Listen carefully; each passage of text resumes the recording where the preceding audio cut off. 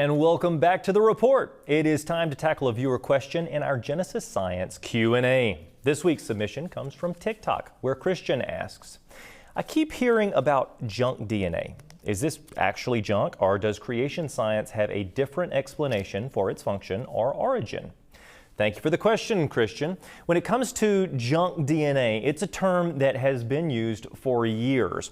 Now, what we have found is that it is a term used for years when someone doesn't understand what that particular section of DNA does, right? So it could be coding for something incredibly vital, something that might be potentially deadly if you didn't have it. But junk DNA is so called when we don't know how to read it yet. So in other words, a lot of times junk DNA will be this section that appears to be nonsense when you read it in a linear fashion, when you read those base pairs of CATG in a linear fashion.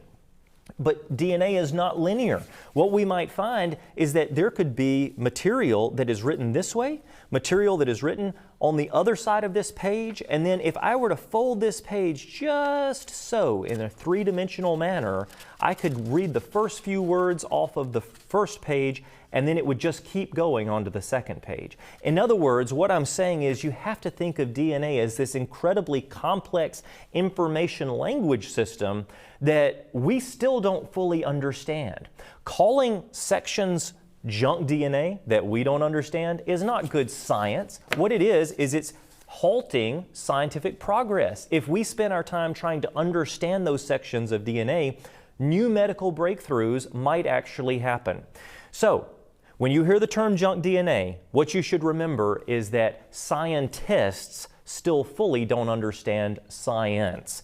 Let's give science time to catch up, or the scientists time to catch up with breaking science that is showing that every piece of DNA is functional, every piece of DNA is very thought out, and the only time that we find that this is not the case is when there are mutations, the result of a fallen world where mutations have slipped in tiny little pieces that are messing up things. God's original creation is very good.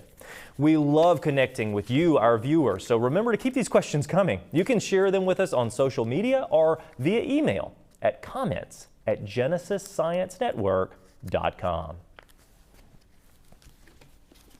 Now, if you're interested in learning more about the science behind DNA, I highly recommend Dr. Werner Gitt's book, Information, the Key to Life.